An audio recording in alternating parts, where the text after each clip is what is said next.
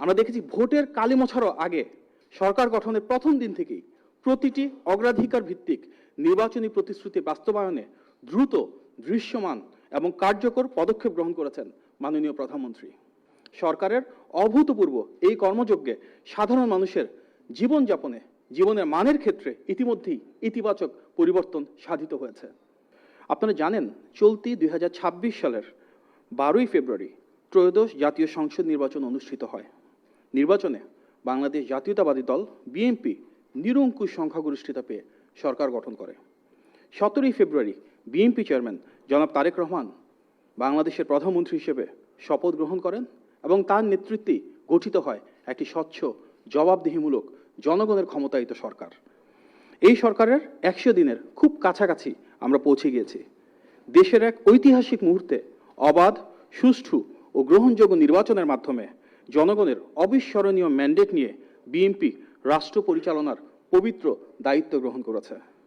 দীর্ঘ দুঃশাসন পেরিয়ে রক্তস্নাত জুলাই গণ অভ্যুত্থান এবং 16 বছরের ত্যাগ সংগ্রামের যে গণতান্ত্রিক অভিযাত্রা, সেটি পার করে মাননীয় প্রধানমন্ত্রী জনাব তারেক রহমানের দূরদর্শী ও জনবান্ধব নেতৃত্বে দেশ আজ গভীর সংকট কাটিয়ে জনগণের ক্ষমতায়ন নিশ্চিত করেছে। প্রথম 100 দিনেই জনগণের ভোটে নির্বাচিত সরকার লুণ্ঠিত রাষ্ট্রীয় মালিকানা জনগণের কাছে আবারও ফিরিয়ে দিয়েছে, মজবুত করে চলেছে গণতন্ত্রের প্রাতিষ্ঠানিক কাঠামো। মাননীয় প্রধানমন্ত্রীর নির্দেশনায় আমরা এমন একটি দায়িত্বশীল সরকারের ভূমিকা দেখতে পাচ্ছি, যে সরকার দেশের জন্য কাজ করে যাচ্ছে এবং জনগণের কাছে জবাবদিহিতা সুনিশ্চিত করছে। আর তাই দেশ গড়ার দৃঢ় প্রত্যয়ে রাষ্ট্র পরিচালনার দায়িত্ব গ্রহণের পর থেকে আমরা দেখেছি ভোটের কালি মোছারও আগে সরকার গঠনের প্রথম দিন থেকেই প্রতিটি অগ্রাধিকার ভিত্তিক নির্বাচনী প্রতিশ্রুতি বাস্তবায়নে দ্রুত, দৃশ্যমান এবং কার্যকর পদক্ষেপ গ্রহণ করেছেন মাননীয় প্রধানমন্ত্রী। তিনি প্রতিটি মন্ত্রণালয়ে বিষয়ভিত্তিক ও খাত নির্ভর 180 দিনের কর্মপরিকল্পনা প্রণয়নের নির্দেশনা দিয়েছেন, যার ফলে পুরো রাষ্ট্র কাঠামো একযোগে সুনির্দিষ্ট লক্ষ্য স্থাপন করে নির্বাচনী অঙ্গীকার বাস্তবায়নে অনিঃশেষ কাজ করে যাচ্ছে। সরকারের অভূতপূর্ব এই কর্মযজ্ঞে সাধারণ মানুষের জীবনযাপনে, জীবনের মানের ক্ষেত্রে ইতিমধ্যেই ইতিবাচক পরিবর্তন সাধিত হয়েছে। সামাজিক নিরাপত্তা, কৃষি, শিক্ষা, স্বাস্থ্য, কর্মসংস্থান, অর্থনীতি, প্রযুক্তি এবং অবকাঠামো সহ বিভিন্ন খাতে সরকারের গৃহীত বিভিন্ন উদ্যোগ ইতিমধ্যে দেশের মানুষের মনে আশার সঞ্চার করেছে। দায়িত্ব গ্রহণের প্রথম মাসেই সরকার ফ্যামিলি কার্ড চালুর মাধ্যমে নারী কেন্দ্রিক একটি সামাজিক নিরাপত্তা কার্যক্রমকে আরও শক্তিশালী করার অভিপ্রায় গ্রহণ করেছে। নির্বাচনী অঙ্গীকার অনুযায়ী ইমাম সাহেব, মুয়াজ্জিম সাহেব, খতিব সাহেব এবং অন্যান্য ধর্মীয় প্রধানদের জন্য সম্মানী প্রদানের কার্যক্রম শুরু করা হয়েছে। এছাড়া জনদুর্ভোগ লাঘব করবার জন্য প্রিপেইড বিদ্যুৎ মিটারের অতিরিক্ত মাসিক চার্জ প্রত্যাহার করে সাধারণ মানুষের আর্থিক স্বস্তি নিশ্চিত করা হয়েছে। কৃষি ও গ্রামীণ অর্থনীতিকে আরও শক্তিশালী করতে গণতান্ত্রিক সরকার একাধিক অত্যন্ত গুরুত্বপূর্ণ উদ্যোগ গ্রহণ করেছে। যারা ক্ষুদ্র কৃষক, তাদের জন্য 10,000 টাকা পর্যন্ত কৃষি ঋণ সুদসহ সম্পূর্ণ মৌকুফ করা হয়েছে এবং এই উদ্যোগ কার্যকর করা হয়েছে সরকারের প্রথম বৈঠকেই, যেটি ক্যাবিনেটে অনুষ্ঠিত হয় সবচেয়ে বেশি অগ্রাধিকার দিয়ে। কৃষক কার্ড চালুর মাধ্যমে কৃষি ব্যবস্থাপনাকে আরও ডিজিটাল এবং স্বচ্ছ কাঠামোর আওতায় এনে সরাসরি কৃষি ভর্তুকি কৃষকদের কাছে পৌঁছে দেওয়া হচ্ছে। পাশাপাশি দেশ জুড়ে খাল খনন কর্মসূচি বাস্তবায়নের মাধ্যমে কৃষি, সেচ ও পানি ব্যবস্থায় দীর্ঘমেয়াদী ইতিবাচক পরিবর্তনের অপার সম্ভাবনা তৈরি হয়েছে। শহীদ রাষ্ট্রপতি জিয়াউর রহমান ঐতিহাসিক যে খাল খনন কর্মসূচি শুরু করেছিলেন, সেটিরই এই যে পুনরুজ্জীবন, সেটি শুধু প্রাণ, প্রকৃতি, জীববৈচিত্র্য, মৎস্য, কৃষি বা প্রাণী সম্পদ সংরক্ষণেই ব্যাপক ভূমিকা রাখছে না, বরং জলাধার সৃষ্টি ও পানি প্রবাহ পুনরুদ্ধারের মাধ্যমে অর্থনৈতিক সমৃদ্ধি ও ব্যবসায়িক বিকাশকেও ত্বরান্বিত করছে। এর ফলে গ্রামীণ অর্থনীতিতে নতুন গতি সঞ্চার হচ্ছে এবং কর্মসংস্থানের ব্যাপক সুযোগ সৃষ্টি হবে। পাশাপাশি দক্ষিণ পশ্চিমাঞ্চলে কৃষি, পানি ও পরিবেশ ব্যবস্থাপনার সম্ভাবনা তৈরি করতে পদ্মা ব্যারেজ প্রকল্প বাস্তবায়নের উদ্যোগ গ্রহণ করা হয়েছে। আমরা প্রত্যক্ষ করেছি ফ্যাসিবাদী শাসনামলে কিভাবে মানুষের বাক স্বাধীনতাকে হরণ করা হয়েছিল, কিভাবে গণমাধ্যমকে বল প্রয়োগের মাধ্যমে নিয়ন্ত্রণে রাখা হয়েছিল। এর বিপরীতে শহীদ প্রেসিডেন্ট জিয়াউর রহমান এবং দেশনেত্রী বেগম খালেদা জিয়ার নেতৃত্বাধীন প্রতিটি বিএনপি সরকার দেশে মত প্রকাশের স্বাধীনতা ও গণমাধ্যমের স্বাধীন বিকাশ নিশ্চিত করেছিল। সেই ধারাবাহিকতায় বর্তমান সরকারও গণমাধ্যম ও সাংবাদিকদের জন্য সর্বোচ্চ স্বাধীনতা নিশ্চিত করতে অটুট কাজ করে যাচ্ছে। তবে ইতিমধ্যে আমরা দেখেছি এই নজিরবিহীন স্বাধীনতার সুযোগ নিয়ে একটি গোষ্ঠী উদ্দেশ্য প্রণোদিতভাবে নৈরাজ্য সৃষ্টির অপচেষ্টা চালাচ্ছে। বিভিন্ন ধরনের অপপ্রচারে তারা লিপ্ত রয়েছে। মাননীয় প্রধানমন্ত্রী, মাননীয় স্বরাষ্ট্রমন্ত্রী সহ রাষ্ট্রের গুরুত্বপূর্ণ ব্যক্তিবর্গকে নিয়ে বিভ্রান্তিকর প্রচারণা, অশোভন আচরণ ও অশালীন কর্মকাণ্ডের মাধ্যমে সামাজিক অস্থিতিশীলতা তৈরির যে প্রয়াস চলছে সেটি গণতন্ত্রের পরিবেশ ও রাষ্ট্রীয় শৃঙ্খলার জন্য ক্ষতিকর। সরকার একদিকে বাক স্বাধীনতা, মানবাধিকার এবং আইনের অনুশাসন প্রতিষ্ঠায় সর্বোচ্চ আন্তরিকভাবে কাজ করে যাচ্ছে, যার প্রতিফলন আমরা দেখেছি গত 100 দিনের উদার ও সহিষ্ণুতার যে নতুন মানদণ্ড সৃষ্টি হয়েছে সেখানেই বারবার প্রমাণিত। অন্যদিকে বাক স্বাধীনতার নামে অপপ্রচার, বিদ্বেষ বা বিষেধগারের যে রাজনীতি একটি গোষ্ঠীর অপকৌশল হিসেবে চালিয়ে যাচ্ছে, সেই চর্চা গণ আকাঙ্ক্ষার সাথে, গণ অভ্যুত্থানের যে প্রত্যাশা সেটির সাথে সাংঘর্ষিক। গুম, খুন, হামলা, মামলা এবং দমন পীড়নের দীর্ঘ পথ অতিক্রম করে জনগণের ভোটে নির্বাচিত সরকার যে মন্ত্রিসভা গঠন করেছে, সেখানে 17 ফেব্রুয়ারি থেকে 24 মে পর্যন্ত মোট 10টি ক্যাবিনেট সভা সম্পন্ন হয়েছে। এসব সভায় সর্বসম্মতিক্রমে 60টি গুরুত্বপূর্ণ সিদ্ধান্ত গৃহীত হয়েছে। এর মধ্যে 37টি সিদ্ধান্ত অর্থাৎ প্রায় 62% ইতিমধ্যে বাস্তবায়িত হয়েছে এবং অবশিষ্ট 23টি সিদ্ধান্ত বাস্তবায়ন প্রক্রিয়ায় চলমান রয়েছে। সরকার গঠনের পর এত স্বল্প সময়ে মন্ত্রিসভায় গৃহীত এত গুরুত্বপূর্ণ সিদ্ধান্তসমূহের উল্লেখযোগ্য অংশ যেভাবে কার্যকর হয়েছে সেটি সরকারের দ্রুততা, কার্যকারিতা এবং আন্তরিকতার এক উজ্জ্বল দৃষ্টান্ত স্থাপন করেছে। প্রিয় সাংবাদিক ভাই বোনেরা, শ্রম বান্ধব রাজনৈতিক দল হিসেবে বিএনপি সবসময় শ্রমিকদের অধিকার, মর্যাদা ও ন্যায্য প্রাপ্যতা সেটি নিশ্চিত করতে চেয়েছে। সেই ধারাবাহিকতায় বর্তমান সরকারও দেশব্যাপী শ্রমিকদের ঈদের আগে বেতন, ভাতা ও ঈদ বোনাস পরিশোধ নিশ্চিত করতে কার্যকর উদ্যোগ গ্রহণ করেছে। এই লক্ষ্যে ব্যাংক, সংশ্লিষ্ট অংশীজন, কারখানার মালিক শ্রমিক এবং মালিক শ্রমিকদের বিভিন্ন সংগঠনের সঙ্গে ধারাবাহিক আলোচনা এবং সমন্বয় করা হচ্ছে। পাশাপাশি প্রয়োজনীয় নীতিগত সহায়তা এবং নগদ অর্থ ছাড়ের ব্যবস্থাও নিশ্চিত করা হয়েছে। শ্রমিক অসন্তোষ বা আন্দোলনের কারণে অতীতে যে অনিশ্চয়তা ও অস্থিরতার পরিস্থিতি তৈরি হতো, চলমান উদ্যোগের ফলে তা সফলভাবে এড়ানো সম্ভব হয়েছে। ফলে মাননীয় প্রধানমন্ত্রীর নির্দেশনায় শিল্প কারখানার শ্রমিকরা শান্তিপূর্ণ, আনন্দঘন ও উৎসবমুখর পরিবেশে ঈদ উদযাপনের সুযোগ পাচ্ছেন সকলের ঐতান্তিক প্রচেষ্টায়, আলহামদুলিল্লাহ।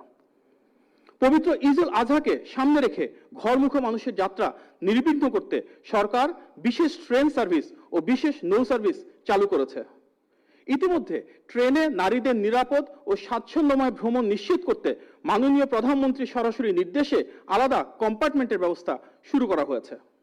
পাশাপাশি ঈদের 7 দিন আগে থেকেই বিশেষ মনিটরিং সেল গঠন করে সার্বিক যাত্রা ব্যবস্থা তদারকির উদ্যোগ নেওয়া হয়েছে।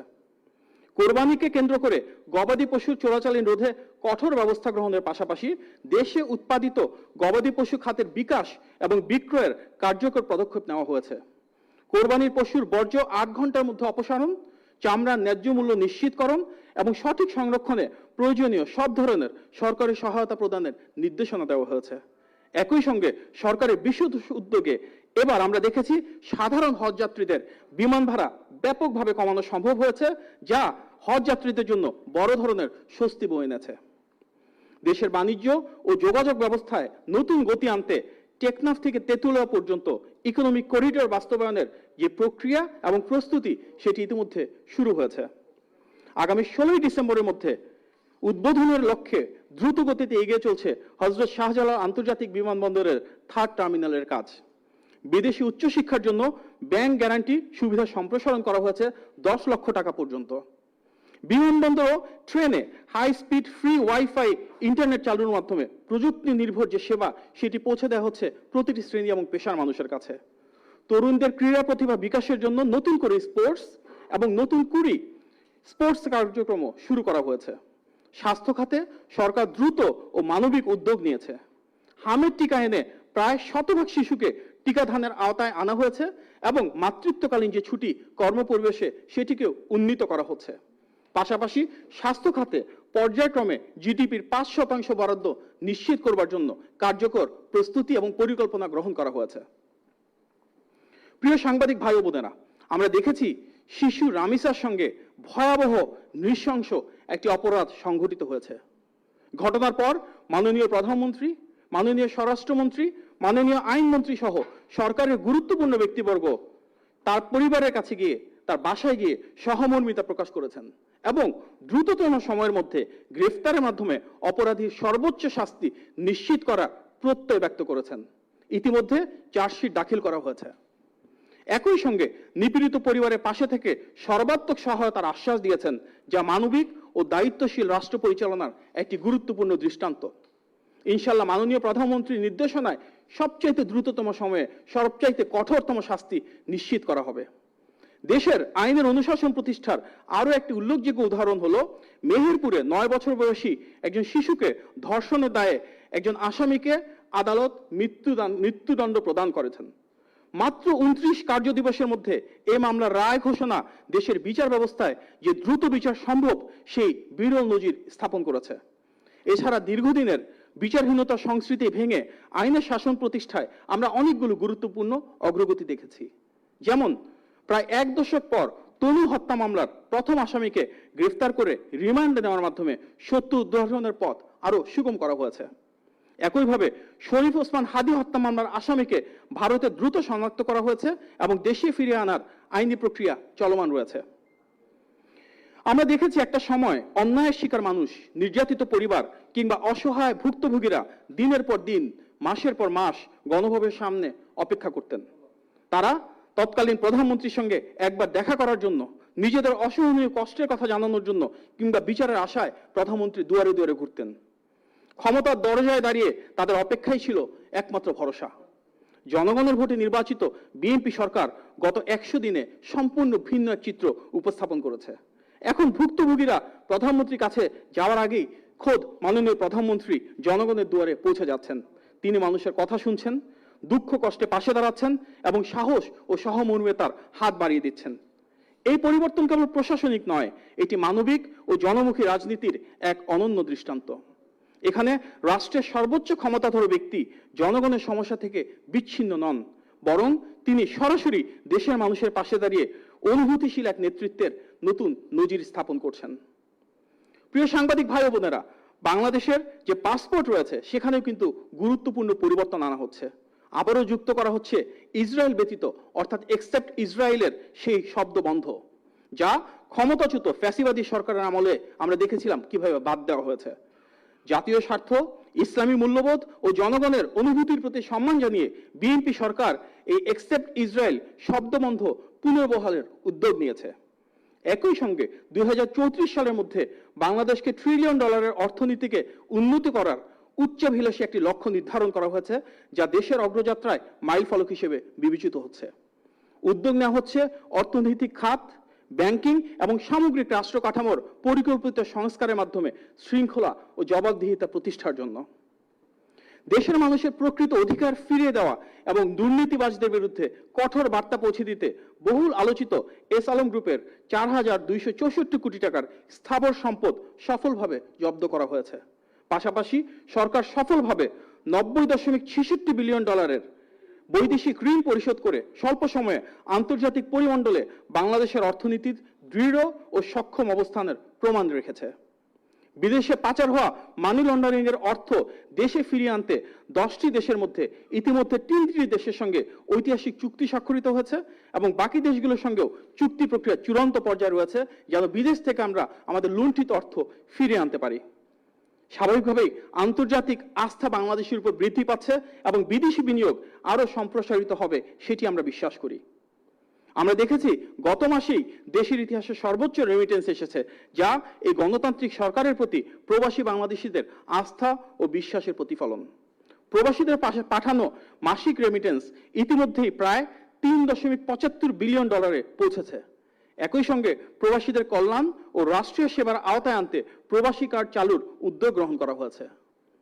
বৈদেশিক মুদ্রার রিজার্ভ বৃদ্ধি এবং রপ্তানি আয়ের ইতিবাচক প্রবৃদ্ধি দেশের অর্থনীতিকে আরো শক্তিশালী ভিত্তির উপর দাঁড় করিয়েছে। এছাড়া দেশের প্রায় 2 লক্ষ ফ্রিল্যান্সারকে রাষ্ট্রীয় পরিচয়পত্র দেওয়ার উদ্যোগ নেওয়া হয়েছে, যা ডিজিটাল অর্থনীতিকে আরো প্রাতিষ্ঠানিক রূপ দিবে। দীর্ঘদিন বন্ধ থাকা আন্তর্জাতিক শ্রম বাজারগুলো পুনরায় চালু করতে সরকার আন্তরিক প্রচেষ্টা অব্যাহত রেখেছে। বন্ধ কলকারখানা পুনরায় চালু এবং অর্থনীতিতে নতুন গতি সঞ্চারের লক্ষ্যে 60,000 কোটি টাকার বিশেষ তহবিল ঘোষণা করা হয়েছে, যার মাধ্যমে ব্যাপক কর্মসংস্থানের সুযোগ সৃষ্টি হবে। পাশাপাশি মা বোনদের রান্নায় কষ্ট রাখবে বিশেষ ভর্তুকি সহ এলপিজি কার্ড চালুর যুগান্তকারী উদ্যোগ গ্রহণ করা হয়েছে, যা সাধারণ মানুষের জীবনযাত্রার ব্যয় কমাচ্ছে।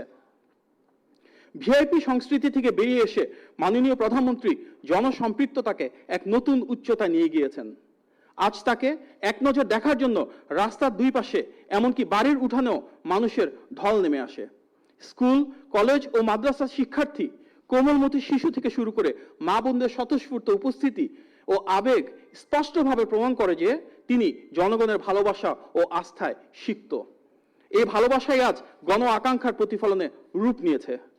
কিছুদিন আগে আমরা আরো দেখেছি মাননীয় প্রধানমন্ত্রী তার নিজ প্রতিষ্ঠান ঢাকা বিশ্ববিদ্যালয়ে গেলে শিক্ষার্থীরা তার সঙ্গে সরাসরি উন্মুক্ত আলোচনায় অংশ নেন। সেখানে অনুষ্ঠিত উন্মুক্ত প্রশ্নোত্তর পর্বে শিক্ষার্থীরা আগামীর বাংলাদেশ বিনির্মাণে নিজেদের ভাবনা, পরিকল্পনা ও প্রত্যাশা নিয়ে খোলামেলা আলোচনা করার সুযোগ পান। এটি ছিল নেতৃত্ব ও তরুণ সমাজের মধ্যে একটি ইতিবাচক, অংশগ্রহণমূলক ও গণতান্ত্রিক সংযোগের অনন্য উদাহরণ, যা আমরা নির্বাচনী পথযাত্রায় দেশের বিভিন্ন অঞ্চলে মাননীয় প্রধানমন্ত্রী যখন ছুটে গিয়েছিলেন তখন আমরা দেখেছি তরুণ তরুণী যুবক যুবতীদের সাথে উনি কিভাবে বিভিন্ন সময়ে বিভিন্ন বিষয়ে খোলামেলা আলোচনা করেছিলেন। শুধু নির্দিষ্ট কোনো জেলা বা ঢাকা বিশ্ববিদ্যালয় নয়, মাননীয় প্রধানমন্ত্রী যেখানে গিয়েছেন সেখানেই শিশু, কিশোর, তরুণ, প্রবীণ, মা বোন সহ সর্বস্তরের মানুষের মধ্যে তাকে ঘিরে যে ব্যাপক উৎসাহ দেখেছি আমরা, আবেগ দেখেছি আমরা, আকুলতা দেখেছি আমরা, কিভাবে তিনি প্রোটোকলের গণ্ডি ভেঙে দিয়ে পথে বাস থামিয়ে শিশুদের আবদার পূরণ করছেন, তাদের কথা শুনছেন এবং স্নেহ ভরে তাদের কাছ থেকে ভালোবাসার উপহার গ্রহণ করছেন।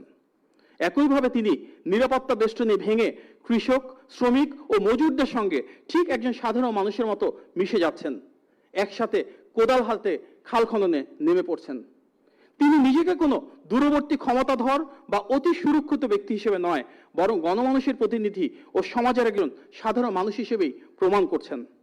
অনেক সময় সিগন্যালে অপেক্ষা, হেঁটে অফিসে যাওয়া কিংবা অফিস শেষে সাধারণ মানুষের কাছে গিয়ে বিভিন্ন কর্মসূচিতে অংশগ্রহণের মধ্য দিয়ে তিনি জনমুখী, মানবিক এবং অংশগ্রহণ ভিত্তিক নেতৃত্বের একটি দৃষ্টান্ত স্থাপন করছেন।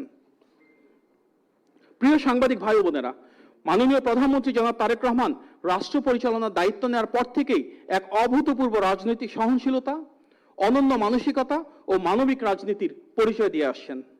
তিনি দায়িত্ব গ্রহণের পরেই দ্ব্যর্থহীন কণ্ঠে ঘোষণা করেছেন যে নির্বাচনে যারা বিএনপিকে ভোট দিয়েছেন কিংবা ভোট দেননি তারা সবাই এই বৈষম্যহীন সরকারের সমান সহায়তা ও সব ধরনের সুযোগ সুবিধার অন্তর্ভুক্ত থাকবেন। মহান জাতীয় সংসদের সদ্য সমাপ্ত প্রথম অধিবেশনটি ছিল দেশের সংসদীয় ইতিহাসে একটি নতুন মাইলফলক। দীর্ঘ 1 দশক পর দেশের মানুষ একটি বহুমাত্রিক, বৈচিত্র্যময় ও সত্যিকার অর্থে কার্যকর সংসদ প্রত্যক্ষ করেছে। 25 কার্যদিবসের প্রাণবন্ত এই অধিবেশনে সরকার ও বিরোধী দলের সদস্যদের সক্রিয় অংশগ্রহণ ছিল অনন্য।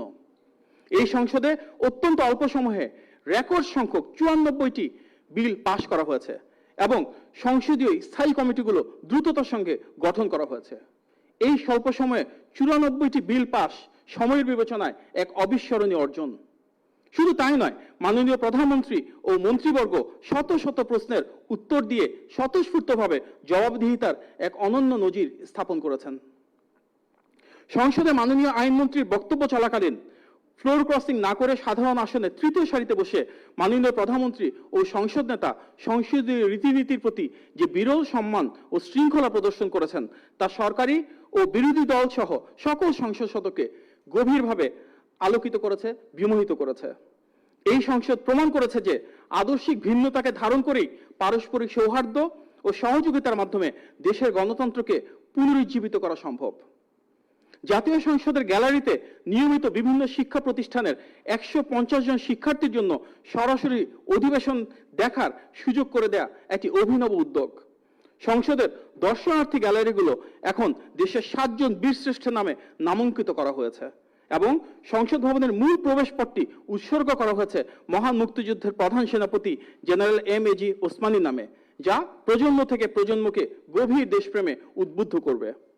সংসদের রুফটপে সোলার প্যানেল স্থাপনের উদ্যোগ নেওয়া হয়েছে, যার মাধ্যমে সংসদের বৈদ্যুতিক চাহিদার একটি বড় অংশ পূরণ করা সম্ভব হবে এবং এটি প্রেরণা যোগাবে প্রতিটি মানুষকে কিভাবে সোলার নির্ভর বিদ্যুৎ ব্যবস্থায় সাশ্রয়ী হওয়া যায়। রাজনীতি যে কেবল ক্ষমতার দম্ভ নয়, বরং মানুষের সেবা, এই নীতির বাস্তবায়নে বিভিন্ন ধর্ম, বর্ণ, জাতিগোষ্ঠী ও ক্ষুদ্র নৃগোষ্ঠীর প্রতিনিধিদের সংরক্ষিত মহিলা আসনের সংসদ সদস্য হিসেবে মনোনয়নে বিশেষ গুরুত্ব দেওয়া হয়েছে। একই সঙ্গে দীর্ঘদিন ধরে যারা ত্যাগ, সংগ্রাম ও জনসেবায় নিবেদিত ছিলেন, সেই নারীদের যথাযথ মর্যাদাও তাদের প্রাধান্যের মাধ্যমে নিশ্চিত করা হয়েছে। চট্টগ্রামে জলাবদ্ধতার কারণে জনগণের সাময়িক কষ্টের কথা বিবেচনা করে স্বয়ং মাননীয় প্রধানমন্ত্রী সংসদে দাঁড়িয়ে আন্তরিকভাবে ক্ষমা চাওয়া কেবল একজন জনদরদী বা দায়িত্বশীল নেতার পক্ষেই সম্ভব। তার সাধারণ মানুষের মতো সহজ সরল চলাফেরা, আচার আচরণ ও গভীর প্রজ্ঞার কারণে দীর্ঘ সময় পর রাষ্ট্র ব্যবস্থা এবং সরকার প্রধানের প্রতি দেশের অপামর জনসাধারণের মাঝে এক অবিচ্ছেদ্য আস্থার পরিবেশ তৈরি হয়েছে। সেই আস্থাকে পাথেয় করে এই বিএনপি সরকার পদ্মা ব্যারেজের কাজ ইনশাল্লাহ সম্পন্ন করবে, ঠিক একইভাবে তিস্তা ব্যারেজের কাজও হাত দিবে ইনশাল্লাহ। অর্থনৈতিক স্থিতিশীলতা ফিরিয়ে আনতে সরকারের গৃহীত ইতিবাচক পদক্ষেপগুলো ইতিমধ্যেই ফল দিতে শুরু করেছে। সাম্প্রতিক সময়ে মূল্যস্ফীতি কমে 8.71% নেমে এসেছে এবং জ্বালানি ও ভোজ্য তেলের সরবরাহ স্বাভাবিক রাখা সম্ভব হয়েছে। দেশের আকাশসীমা, ভূখণ্ড ও সমুদ্র সীমার সার্বিক সার্বভৌমত্ব রক্ষায় গণতান্ত্রিক সরকার দৃঢ়, আপসীন ও সাহসী অবস্থান গ্রহণ করেছে। অত্যাধুনিক গ্রাউন্ড মাস্টার 400 রাডার এখন ঢাকা থেকে 650 কিলোমিটার এবং বঙ্গোপসাগরে 833 কিলোমিটার পর্যন্ত আকাশ সীমায় অতন্দ্র প্রহরীর মতো দিনরাত নজরদারিতে রাখছে। এর মাধ্যমে গভীর সমুদ্র সীমার উপর নিয়ন্ত্রণ প্রতিষ্ঠার পাশাপাশি আন্তর্জাতিক ফ্লাইটের ফ্লাইং ওভার চার্জ থেকে উল্লেখযোগ্য রাজস্ব আহরণের সুযোগ তৈরি হয়েছে। দেশের সার্বভৌমত্ব সমুন্নত রাখা এবং সীমান্ত সুরক্ষায় ড্রোন, এন্টি ড্রোন ও মাইন ডিটেক্টর স্থাপনের মতো আধুনিক প্রযুক্তি নির্ভর বিভিন্ন সিদ্ধান্ত গৃহীত হওয়া শুরু হয়েছে। সীমান্তে বিজিবির শক্ত ও সার্বভৌম অবস্থান সবার আগে বাংলাদেশ নীতিরই বাস্তব প্রতিফলন। ঐতিহ্যগতভাবে বিএনপি সংস্কারের ধারক এবং বাহক রাজনৈতিক দল। বাংলাদেশের ইতিহাসে যতগুলো মৌলিক সংস্কার হয়েছে সবগুলো কিন্তু শহীদ রাষ্ট্রপতি জিয়াউর রহমানের সময় হয়েছে কিংবা প্রধানমন্ত্রী বেগম খালেদা জিয়ার সময় হয়েছে। ঐতিহ্যগত সেই সংস্কারকে ধারণ করেই 2016 সালে ভিশন 2030 প্রণয়ন করেছিলেন দেশনেত্রী বেগম খালেদা জিয়া। 2022 সালে 27 দফা প্রণয়ন করেছিলেন বিএনপির তৎকালীন ভারপ্রাপ্ত চেয়ারম্যান জনাব তারেক রহমান। 2023 সালে 31 দফা তিনি প্রণয়ন করেছিলেন চূড়ান্তভাবে এবং সেই 31 দফাতেই কিন্তু বর্তমান সংস্কারের প্রায় সকল মৌলিক ভিত্তি রয়েছে। আজকে বাংলাদেশে আমরা যা কিছু নিয়ে আলোচনা করি না কেন, সেই প্রায় প্রতিটি সংস্কারই বিএনপির 31 দফা থেকে অনুরণিত। তারপর আমরা সবাই মিলে জুলাই সনদে উপনীত হয়েছিলাম, যেটি গণতান্ত্রিক সব রাজনৈতিক দলের সমঝোতার ভিত্তিতে হয়েছিল। যতটুকু সমঝোতার ভিত্তিতে হয়েছিল এবং সেই জুলাই সনদে নোট অফ ডিসেন্ট সহ বিএনপি সম্মত হয়ে ঠিক যেভাবে স্বাক্ষর করেছিল, সেই স্বাক্ষরিত জুলাই সনদকে আমরা বাস্তবায়নের জন্য দৃঢ় প্রতিজ্ঞ। দেশের মানুষের কাছে বিএনপি যে অঙ্গীকার করেছে এবং যে প্রতিশ্রুতির আলোকে জনগণ ধানের শীষে ভোট দিয়েছে, সরকারের সর্বোচ্চ পর্যায় থেকে শুরু করে সবাই তা অক্ষরে অক্ষরে পালনের জন্য দায়বদ্ধ এবং সেই প্রতিফলন আমরা গত 100 দিনের প্রতিটি দিনেই দেখেছি সরকারের প্রতিটি গণমুখী কর্মকাণ্ডে। একই সঙ্গে ছাত্র জনতার আন্দোলনের বীরদের আত্মত্যাগকে চিরস্মরণীয় করে রাখতে এবং তাদের আইনি সুরক্ষা নিশ্চিত করতে জাতীয় সংসদে জুলাই যোদ্ধাদের দায় মুক্তি আইন পাশ করা হয়েছে। প্রিয় সাংবাদিক ভাই বোনেরা, অতিবৃষ্টি ও পাহাড়ি ঢলে ক্ষতিগ্রস্ত সুনামগঞ্জ, সিলেট ও নেত্রকোনার হাওর অঞ্চলের কৃষকদের পাশে দাঁড়িয়ে সরকার 3 মাসের বিশেষ আর্থিক ও খাদ্য সহায়তা প্রদান করেছে। অবকাঠামো ও নগর ব্যবস্থাতেও সরকারের পরিকল্পনা দীর্ঘমেয়াদী ও আধুনিক দৃষ্টিভঙ্গির বহিঃপ্রকাশ। বাংলাদেশের ইতিহাসে প্রথমবারের মতো ট্রাফিক ব্যবস্থাপনায় কৃত্রিম বুদ্ধিমত্তা বা এআই প্রযুক্তি ব্যবহারের উদ্যোগ নেওয়া হয়েছে। রাজধানী ঢাকাকে পরিবেশ বান্ধব ও আধুনিক মেগা সিটিতে রূপান্তর করতে গ্রিন অ্যান্ড ক্লিন ঢাকা মহাপরিকল্পনা গ্রহণ করা হয়েছে।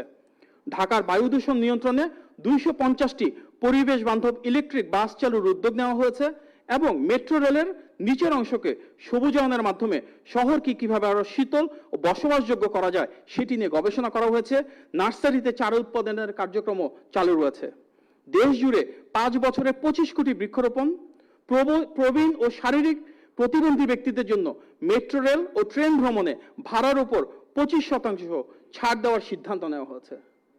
প্রবীণ এবং শারীরিক প্রতিবন্ধীদের জন্য মেট্রো রেলের যে বিশেষ সুবিধা আজকে থেকে চালু হচ্ছে সেটি সরাসরি মাননীয় প্রধানমন্ত্রীর নির্দেশেই কার্যকর করা হচ্ছে।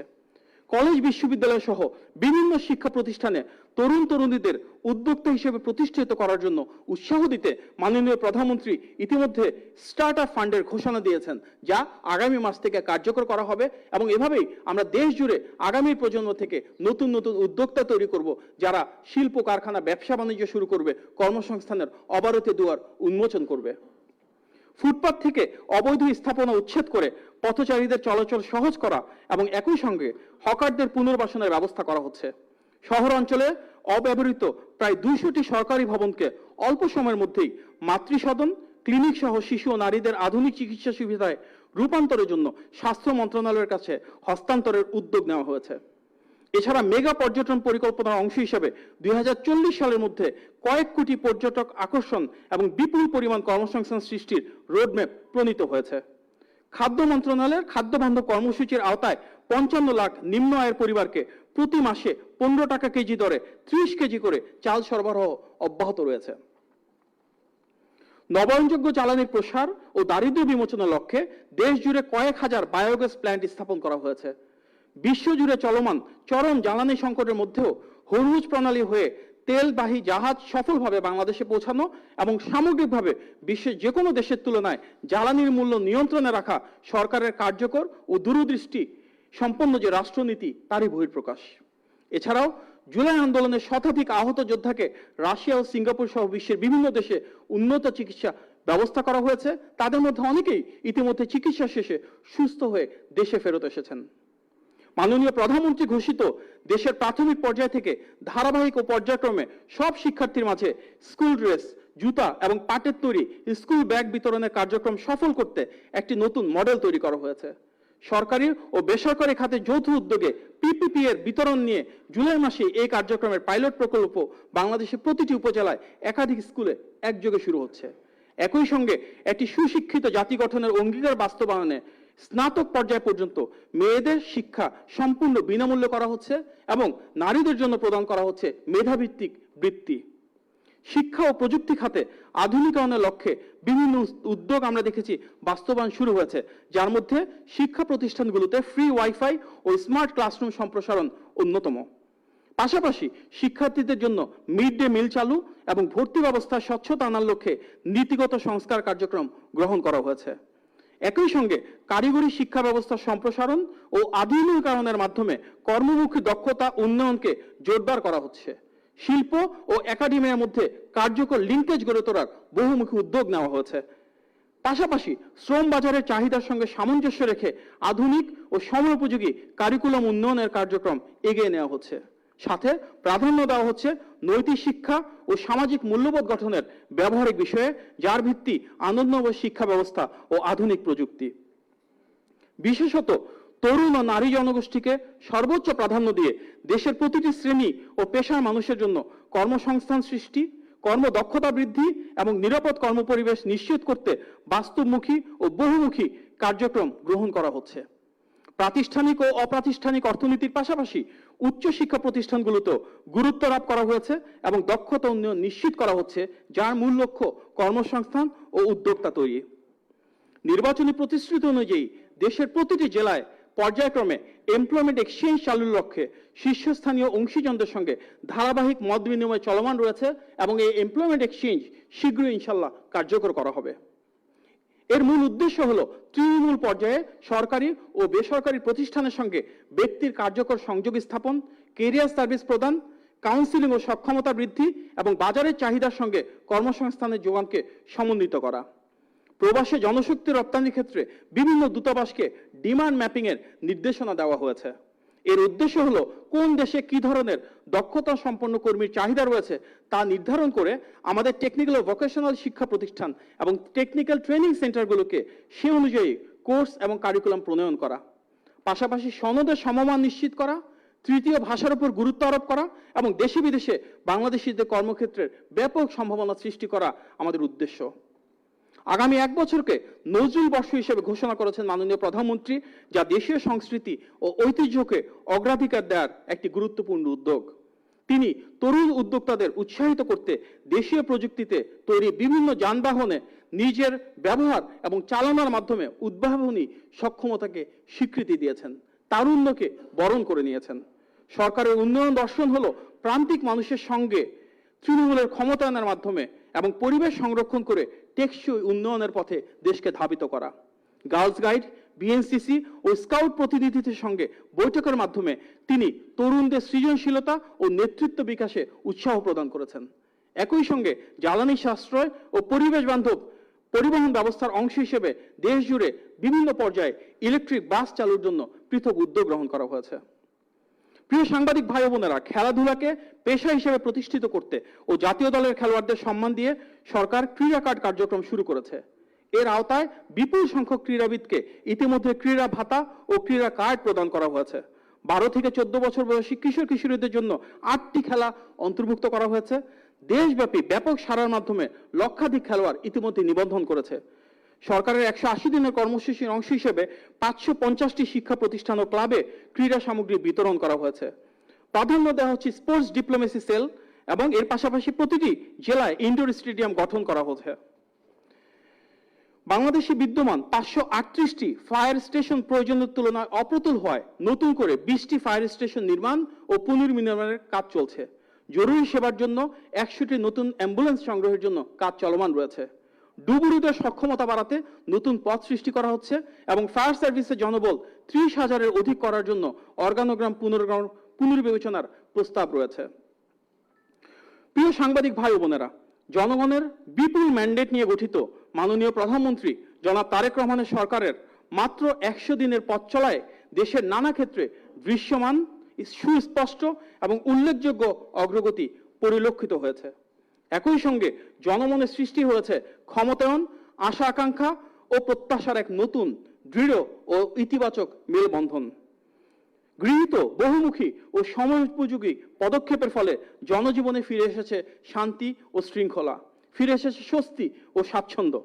সরকারের রূপকল্পে দেশের 20 কোটি মানুষ যদি একসঙ্গে কাজ করেন, তরুণ ও নারীরা যদি ক্ষমতায়িত হন, ইনশাল্লাহ বাংলাদেশকে আমরা অবশ্যই একটি মর্যাদাশীল ও স্বনির্ভর রাষ্ট্রে পরিণত করতে সক্ষম হব।